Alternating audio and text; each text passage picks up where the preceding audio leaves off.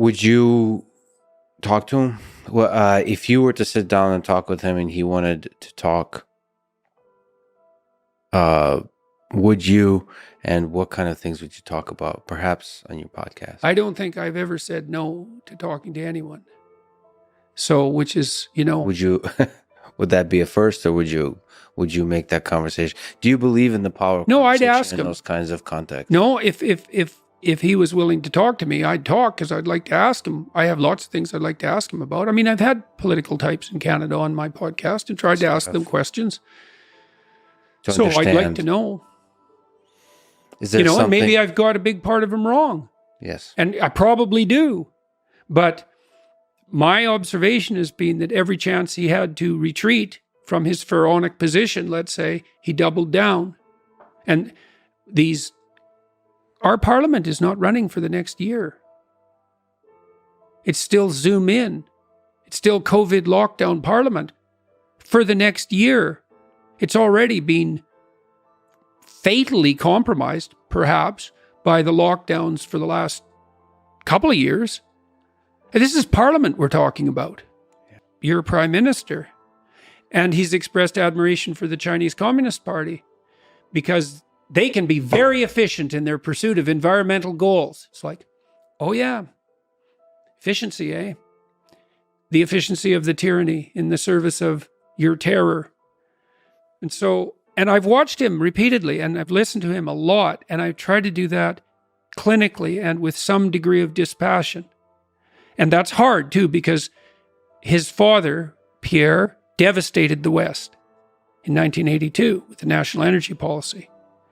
And Trudeau is doing exactly the same thing again. And so as a Westerner as well, I have an inbuilt animus, and one that's well-deserved, because Central Canada, especially the glittery, literati elite types in the Ottawa, Montreal, Toronto triangle, have exploited the West and expressed contempt for the West far too much for far too long.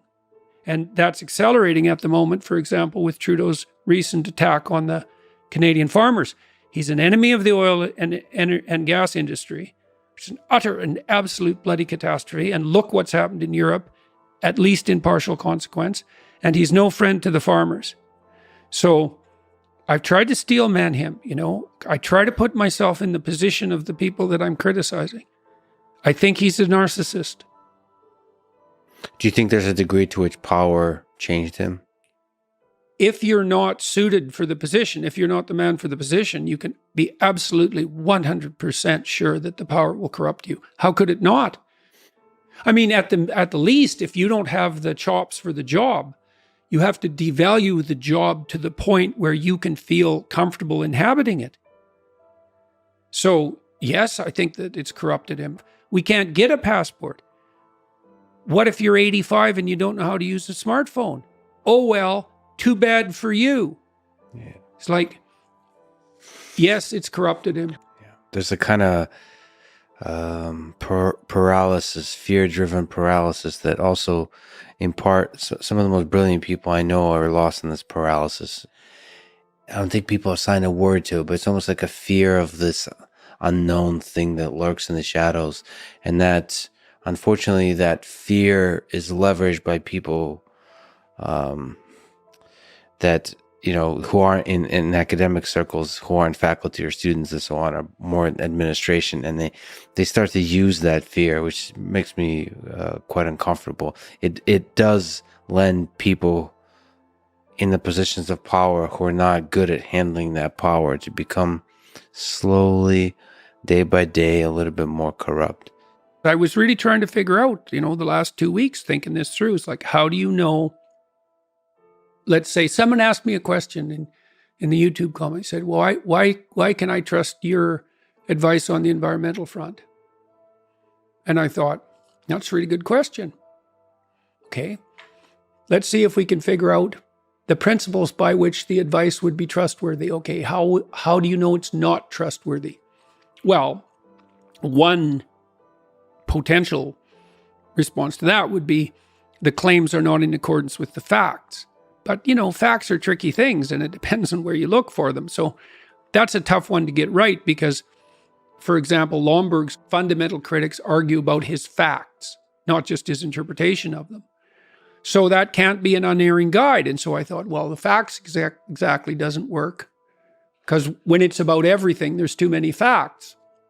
So then how do you determine if someone's a trustworthy guide in the face of the apocalyptic unknown? Because that's really the question.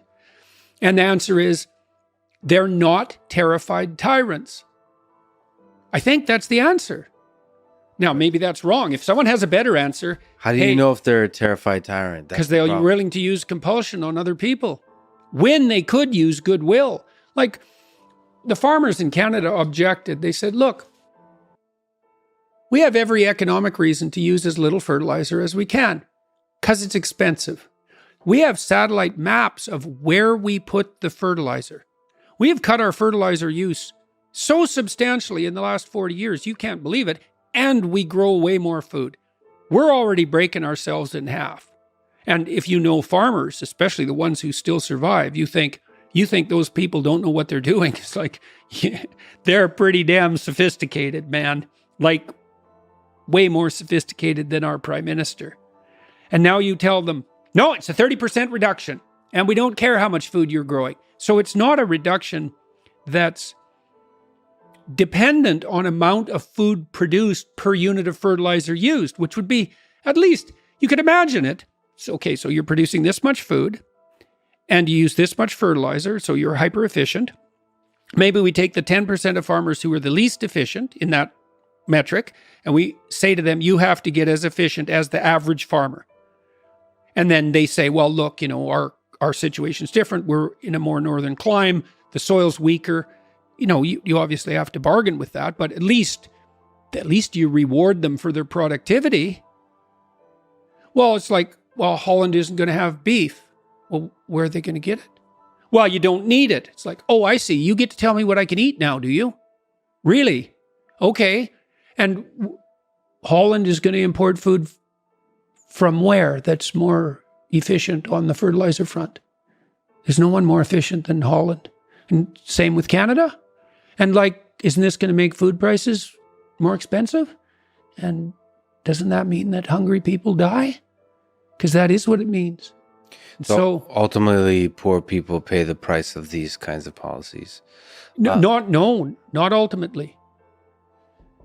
Today. That's a crucial distinction because they say, well, ultimately the poor will benefit.